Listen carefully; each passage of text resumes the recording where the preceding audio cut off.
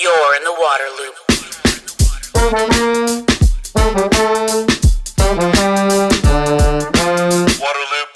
Waterloop. Welcome to Waterloop, the podcast helping water leaders to discover solutions and drive change. I'm the host, Travis Loop. How can the affordability of water bills be properly addressed without consistent and comprehensive data? New Jersey decided to get a clearer look at the situation.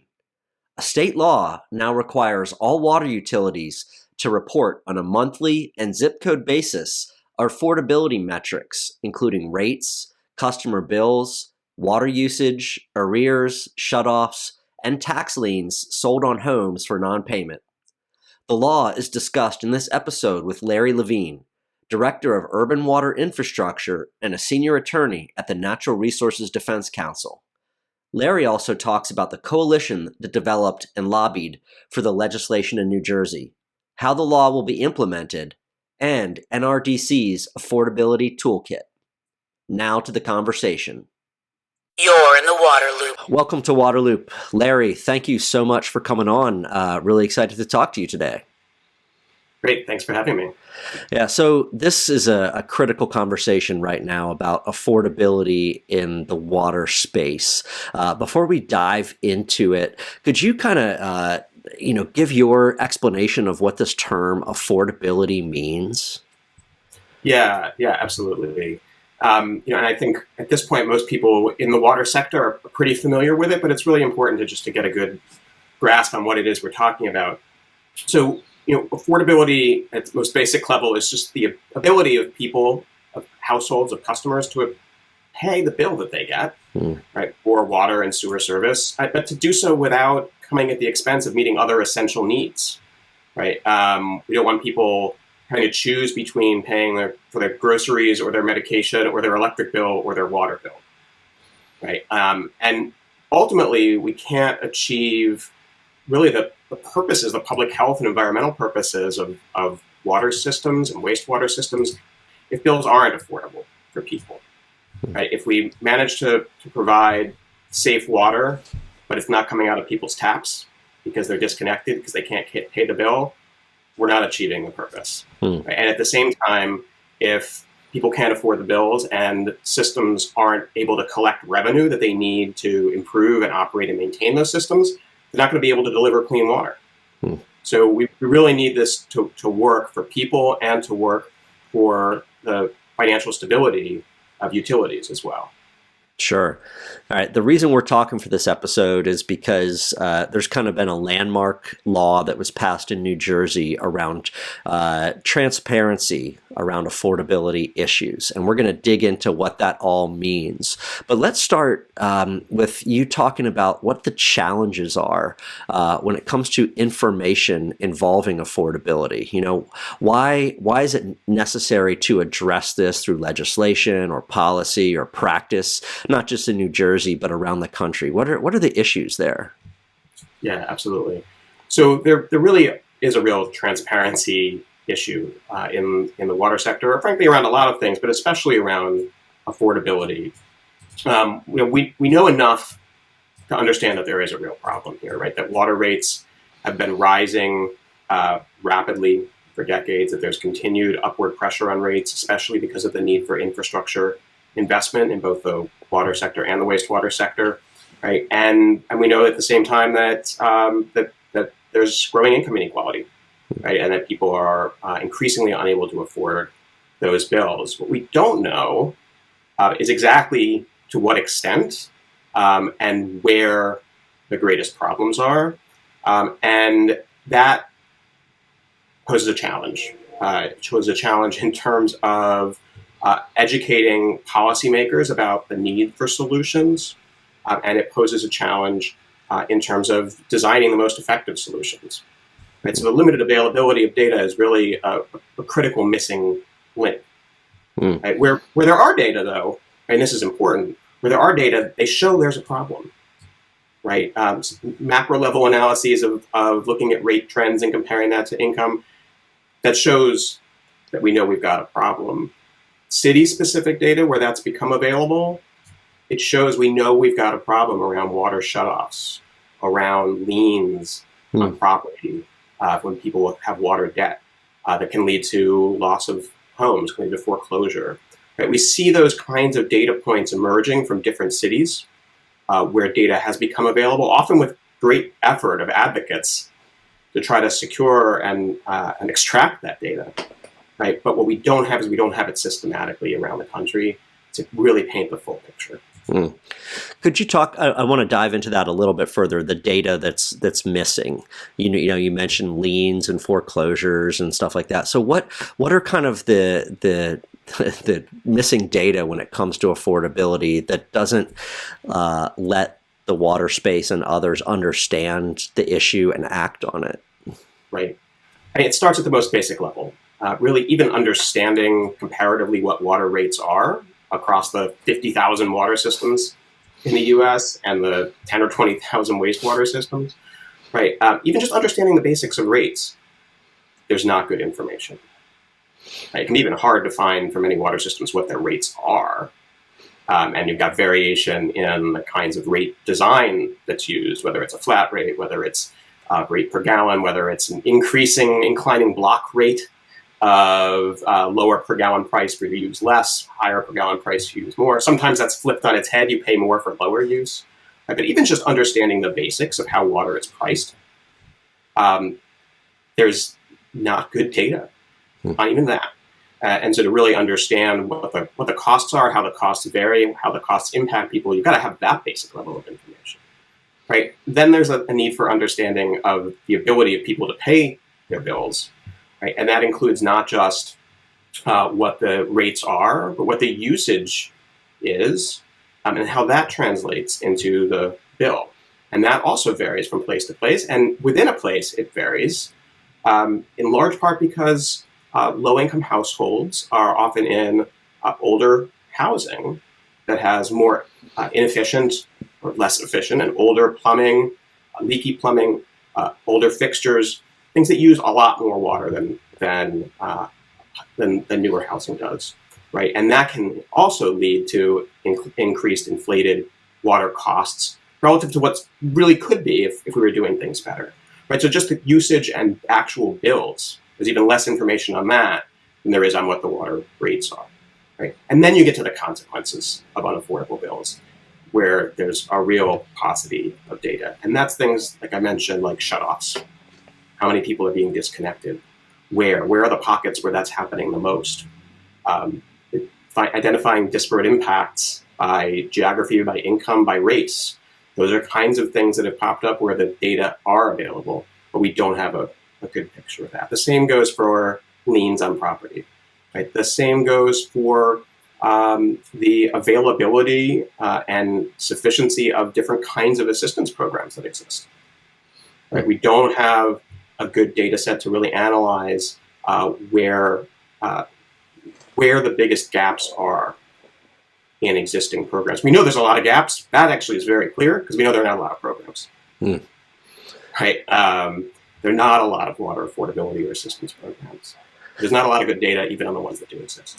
I mean, that's a lot of information that's missing. I could go on. We've only got 20 minutes. Right? But it's really from soup to nuts. You just don't have that data there that we need to make decisions to understand the problem and ultimately to help people and secure access to water. So in New Jersey, what drove the development of this law? What spurred this to happen?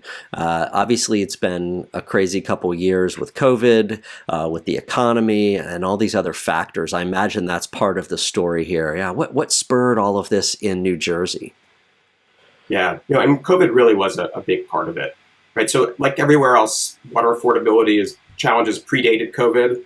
They were exacerbated by COVID. They're going to outlive COVID, right? But COVID really brought heightened attention to the issue, especially around shutoffs, right? Everybody sort of suddenly came to this realization: if you don't have water, how are you going to stem the tide of a pandemic when people can't wash their hands, right? And so you had moratoria against shutoffs popping up around the country. Many individual cities and their water systems adopted it. Some states at a statewide level did as well, although not nearly enough, actually. Only a minority of all states did that statewide. right? It was more a system by system policy that was It was just my adopted. system, in 17 or so, I forget the exact number, we were tracking at one point. It's give or take 17 states. There was a statewide blanket moratorium on water shutoffs, which interestingly, there were more states that did that for energy than for water. And the reason there is not because energy is more important than water. It's because for the water sector, it's so much more disaggregated and is not subject to oversight in the same ways that the energy sector is. Right? And what that means is in relation to state utility commissions, right, which oversee gas and electric utilities, they were able by regulation to enact, by emergency orders, right, to enact these moratoria. Right? And that leaves out most water systems that are publicly owned, that are generally not regulated by those utility commissions. So to get these kinds of protections in place during the pandemic, executive orders were needed, or legislation was needed. And that happened in some places, and a lot of places it didn't happen. I think there was even a lack of understanding by policymakers that the way to cover the whole water sector was to do that. Yeah.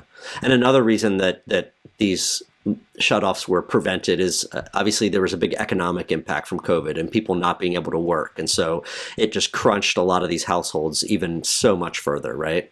Yeah, that's right. And that was the combination of the need for water to protect people's health and the heightened risk of shutoff because of that economic crunch. That's exactly why these protections were put in place.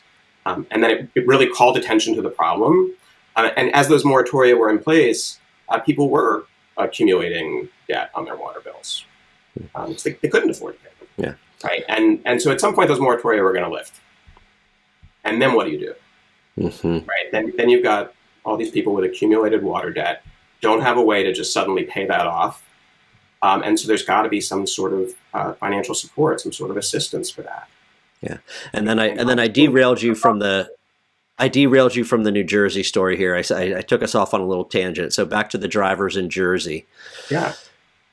Yeah, no, and Jersey is a microcosm of the country on this. So it's a great example. Right. So in New Jersey, even before the pandemic, studies suggested that about a fifth of all New Jersey households face challenges paying their water bills. Right. And then during the pandemic, you had this spike in arrears, people behind on their bills. Right. And there were data starting to come in on a limited basis, mainly from the regulated utilities, the investor-owned utilities, that in New Jersey happen to serve about 40% of the state. That's unusually high. But because those utilities are regulated by the State Utility Commission, that commission was requiring some data to come in.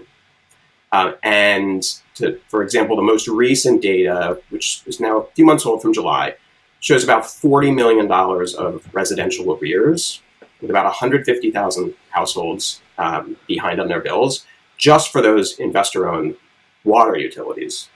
If you extrapolated that to wastewater and extrapolated that to the publicly owned sector, where we don't have the data, right? But if you made a simplifying assumption that it was basically on par, you'd be at around $200 million of debt, right?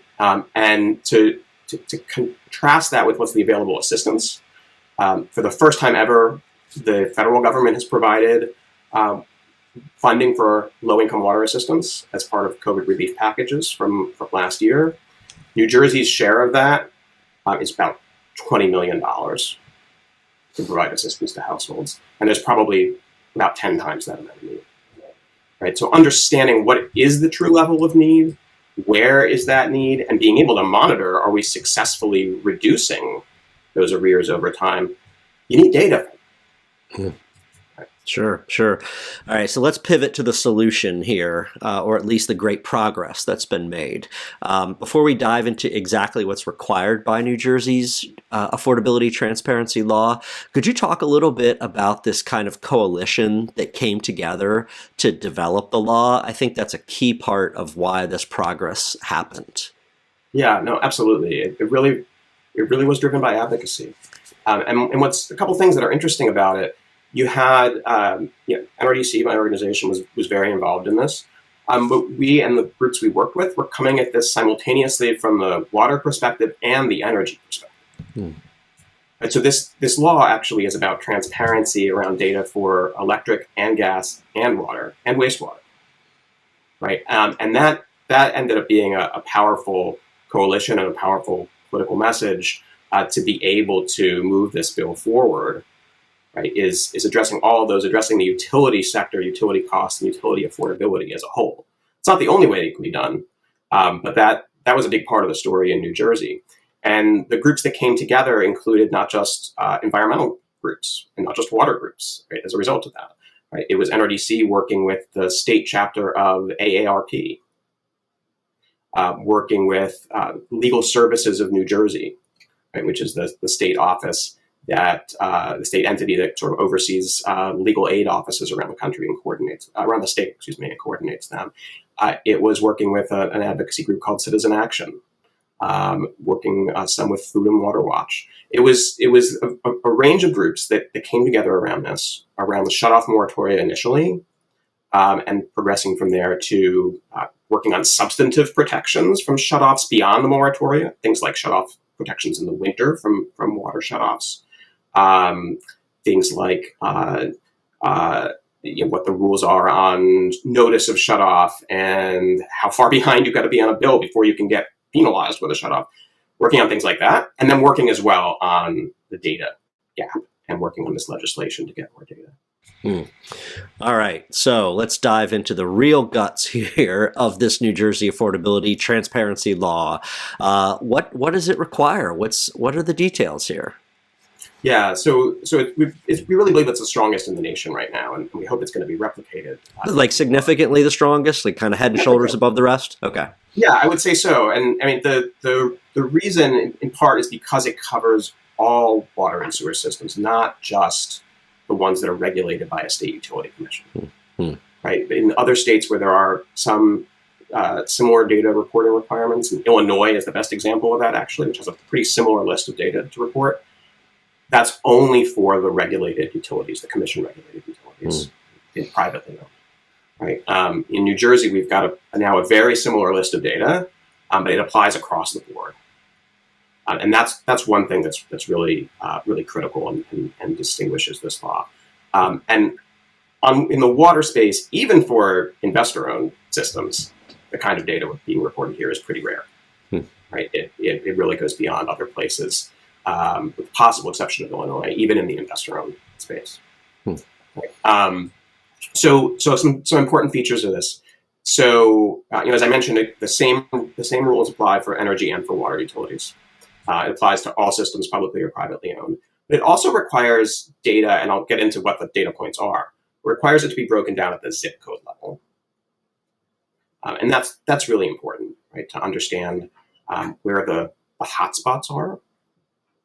To understand what the disparities are, right? You can map zip code roughly onto income levels, onto race and ethnicity, right? And really understand what the impacts systemically of how we fund and finance water systems, what those impacts really look like to people, right? So at that zip code level, monthly data for everyone, for all the systems, and what the data are they're going to come in on several points, right?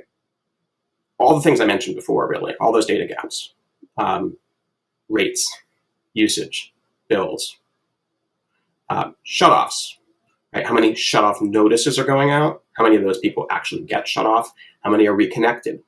How long between shutoff and reconnection? What are the fees and penalties that are associated with late bills, and how many people are paying those, and how much money is being paid for that? Right? Those are basically punitive. People already can't afford their bill, and on top of that, you're going to pile your fees and penalties, right? Then there's the liens issue, which is different in the water context, water and sewer, than it is in the energy context, because most of the systems are publicly owned, and in the same way that a city or a town can impose a tax lien if you don't pay your property taxes, They can do the same if you don't pay your water or sewer bill. And that's another means of basically debt collection in addition to shutoff that exists in the water space. And there's hardly any data available on that. So it's going to require data on liens as well. And then there's data on arrears. As we mentioned before, you've got to know that to be able to identify the magnitude of the problem that people need immediate help for, right? And also breaking down those arrears in terms of how far overdue it is, right? If you've got a lot of people that are falling behind for months at a time, as opposed to somebody who maybe is just a little bit late on their bill, that's important to know, right? And when I mentioned the dollar figures in New Jersey around the 40 million in arrears that have been identified from the privately owned water systems, about 25 million of that 45 million is overdue by more than 4 months. Right? So we know that those are people who are not going to be able to dig out of the hole by themselves, and having that kind of data on an ongoing basis is really important too, right? And then the last sorts of things that come in are data on existing affordability and assistance programs. And in the water space, those programs exist basically only at the local level, and in most places they don't exist at all.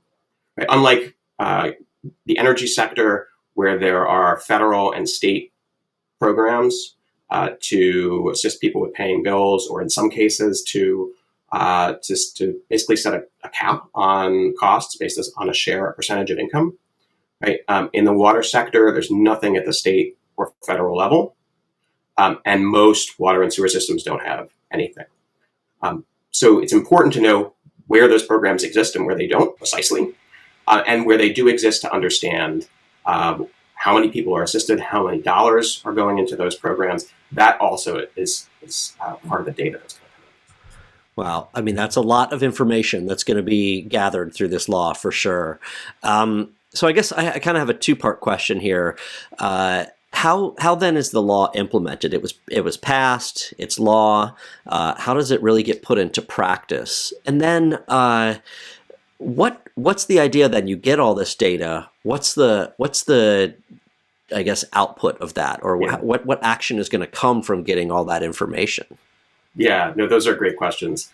And as with so many things, with in the advocacy world and in the world of legislation and regulation, it all comes down to the implementation, right? And that may be even harder than getting a bill passed, right?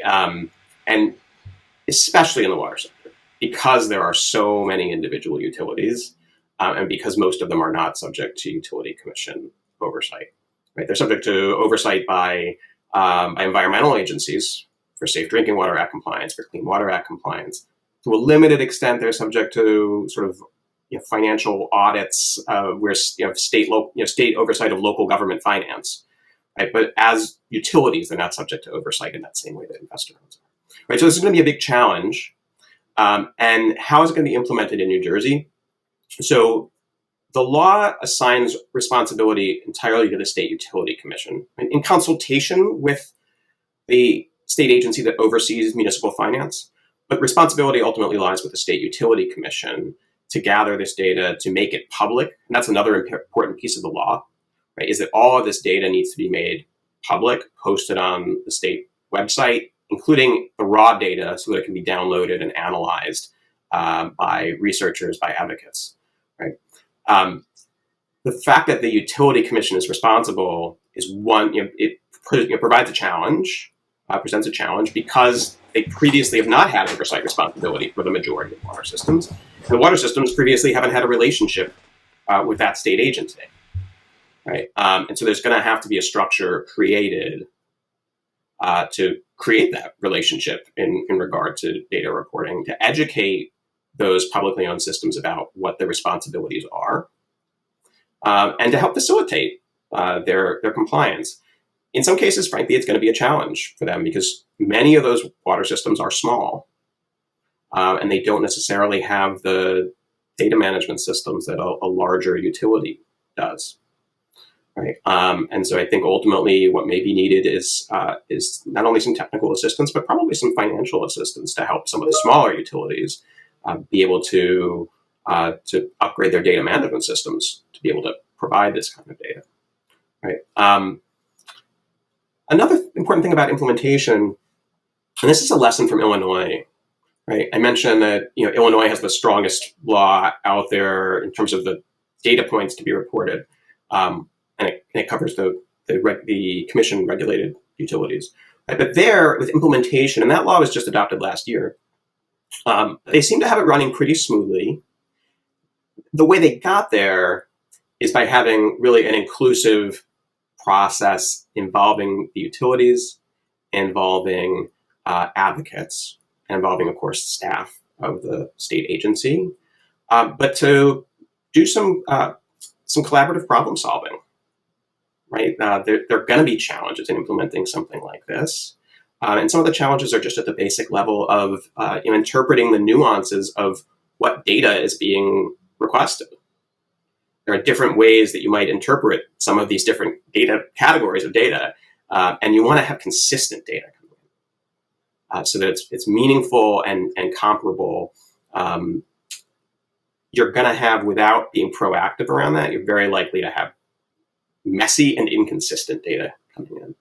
So one thing I think that's going to be really important for New Jersey is for the state to be proactive, working with stakeholders and the utilities to identify those challenges, to solve those challenges in a practical way to get this system working.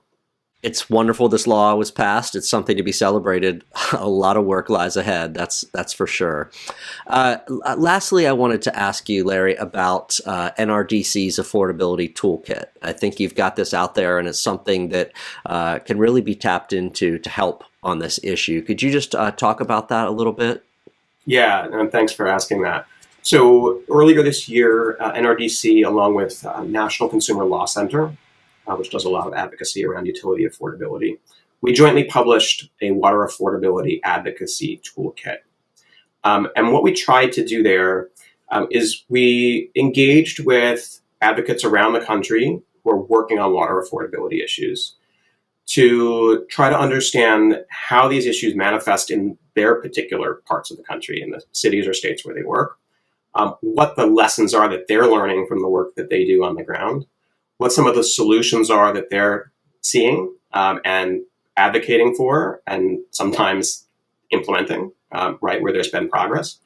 Taking that information, taking that with the body of knowledge that we were able to draw from other research and from our own experience, and really putting that together as a tool that advocates and that policymakers and utility managers can use as well to understand the nature of these problems, these different aspects of water affordability, to understand the nature of the problems, and importantly, to understand what the menu of solutions looks like, and to have examples to point people to of here are some of the strongest instances where there are good consumer protection rules, say, around shutoffs, where there are good debt relief programs, where there are affordability programs that are based on, say, a percentage of income to make sure no one is paying an excessive amount for their water bill, where there are water efficiency programs that are specifically designed to reach low-income households, because the program design is really critical, right, on any of these, on any kind of an assistance or affordability program. And most water efficiency programs where they exist don't really reach low-income households. And it talks about even rate design, right? Because it's one thing to say, okay, somebody's gotten a bill that's unaffordable, how do we help them? It's another thing to say, in the first place, let's design water rates so that they're not regressive. Let's design them so that we're not heavily relying on fixed charges, for example. Let's design them where there can be a lifeline rate that ensures a low charge for a level of usage that meets essential needs, right? Or let's design them in that income-based approach, right? So it talks about all these different issues. It's modular. I've got about 10 different topics that are covered in different modules, ranging from what do you do to protect people if they can't afford the bill to how do you get the bill to be affordable in the first instance so you don't have too many people in that position. We think it's a really great resource. We've been out there trying to get it in front of as many people as possible. Hopefully you can provide a link somewhere along the way, along with the video here. And we're eager to talk to anyone who's interested in learning more. Yeah, awesome. I mean, those types of toolkits are just so vital to help address these big issues and just point people towards solutions, proven solutions, and really accelerate progress on this. Well, Larry, thanks for coming on. Even since we published it, there's been, it's already time to update it, it feels like, right? Because this New Jersey law, right, was enacted at the end of the summer. We published this thing in June, right? So the New Jersey law was profiled in there as a bill, and now it's a law. Right. Yeah. And there have been positive developments in other places. We're already seeing other places start to try to develop similar legislation too. Yeah, I was going to say there's efforts happening in a lot of places around the country. So maybe you'll have to kind of set a schedule for updating that thing from time to time. But Larry, appreciate you coming on and talking about this really important issue. Thank you so much. Thank you. Waterloop. Thank you for listening to the podcast. Please visit waterloop.org to find the latest episodes, sign up for email updates, and connect on social media. Waterloop, Waterloop, Waterloop.